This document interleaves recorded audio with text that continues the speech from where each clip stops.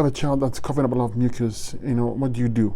Understand why it's happening. First of all, the foods you're giving the child, the formulas, the milk proteins, any protein of some sort, or starches, it creates a mucosic response. The body is trying to spit it out because it does not need it or cannot use it. When you keep on forcing that kind of food into the body is going to object, and eventually, if you keep on pushing it, it's going to take that mucus and harden it. Creates a more serious problem. So give the child fruit, raw fruit, as much as possible. Breakfast and lunch, at least fruits.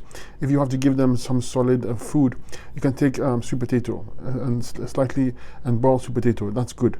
But it should always be fruits and veggies. Always fruits and veggies, and never proteins and starches. This creates congestion, creates mucus response, and is the cause and the reason why it's coughing up mucus.